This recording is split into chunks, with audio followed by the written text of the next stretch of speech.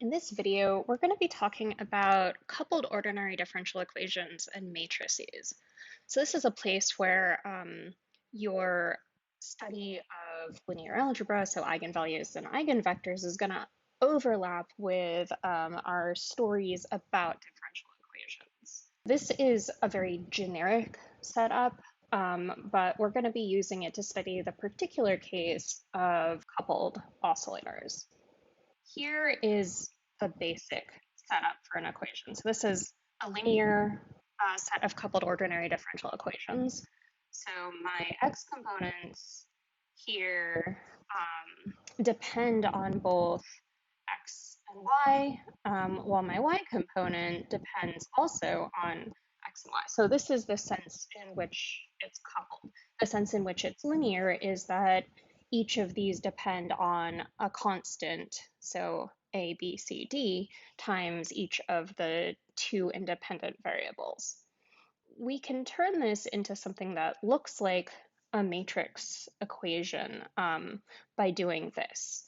So we have our d squared by dt squared here acting on now a vector. So I've called this xy term here a vector plus some matrix. So this matrix is my A, B, C, D matrix, and that's also acting on the column vector xy. And I'm going to call my column vector xy r. So this guy here, I'm going to call vector r. And that means I can rewrite this as now an equation that's acting on my vector r. So I've got r double dot plus mr. This is going to be equal to some operator. This is, again, a differential operator like we talked about last time, but this is a linear operator we can call d. This acts on r, and that is equal to 0. So we want to learn how to solve this equation. What we want to do is diagonalize the operator d. So what that means is that my operator d has now not a matrix as this entry here, but a single value. So this is sort of the equivalent of an eigenvalue eigenvector problem, where I start with an operator that has sort of some matrix part, and I turn it into an operator here that has some number part. And here, this is acting on V. So this is the eigenvectors of my solution. I'm going to end up here with like a vector valued solution. So I end up with this V as a vector. So I have a V1 and a V2. So those are going to be my two solutions corresponding to the two eigenvectors of this problem. And so I end up with some linear relationship between each of my V's and X and Y. So I can write that in terms of V's, or I can invert that and write my X's and Y's in terms of V's, and this will give me my original solution. So it turns out that this is exactly something you've done over and over and over every time you do a problem in quantum mechanics. The equation h psi is equal to e psi is exactly this. So I'm taking my Hamiltonian, so this is again a linear operator, and it's acting on some set of eigenfunctions, and I get out my energy spectrum. So those are real numbers, and each of those are acting on eigenfunctions. So any actual quantum state I see, or any state of any of these coupled linear systems, is going to be just a superposition of these eigenfunction type solutions. So the example that we would look at here is a set of coupled oscillators. So imagine I have some particles, so M1 and M2, and they're connected by springs. So I've got K1 goes from the wall to M1, K2 goes from M1 to M2, and K3 goes from M2 to the other wall. And each of the displacements of my masses are going to be given by the coordinates x1 and x2, respectively. So first off, we want to write down the forces on this. So if I have particle 1 right here, I've got forces that are acting on it coming from both springs K1 and K2. So in terms of these coordinates, I've got minus K1 x1, and then if I want to look at K2, I want to look at how much this spring is stretched here. So that's going to be x1 minus x2. And I'm going to rewrite this so I've sort of coupled terms. I've grouped all of my x1s together, and that's K1 plus K2, and I've grouped my x2 together, so that's K2. And I can do the same thing with the other particle. So I'm going to have basically an equal and opposite force coming from this spring. So instead of minus K2 times x1 minus x2, I end up with minus K2 times x2 minus x1. So that's the equal and opposite part. And then I've got minus K3 x2. So that's the force coming from the spring here. Again, I group terms, and I've got one term that depends on x1, and then this term here, minus K2 plus K3, depends on x1. And so we want to write this as a matrix, just like we did before. So I've written down my forces in terms of each of these terms.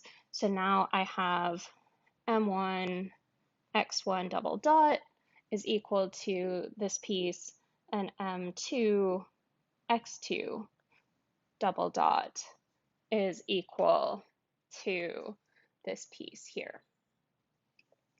So what this is telling me is that I can write each side of my equation down as a matrix. And what we want to do is rewrite this whole thing as a differential operator. So that's our goal.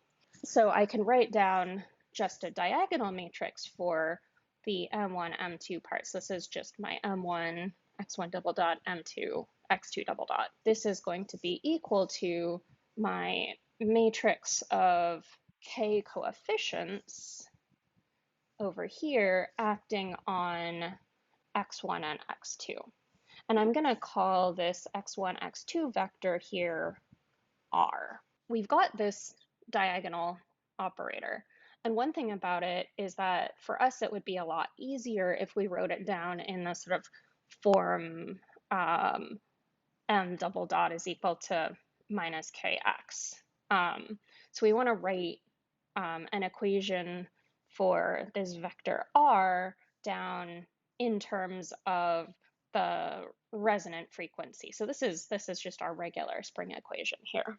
I can do that by writing down this guy here. So what I've done is I've taken this guy here and divided out by m1, and so this is going to be my matrix M on the left-hand side, and then on the right-hand side, I've done the same thing. So this is going to be now this k term here where I've pulled out a k1.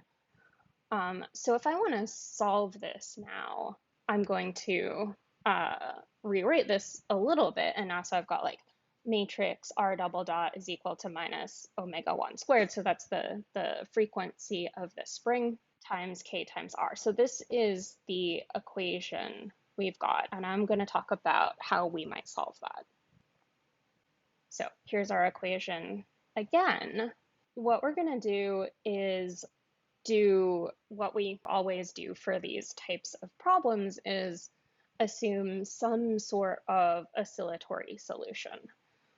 So what I've got here is, it's just easier to write things down as the real part of e to the I alpha t.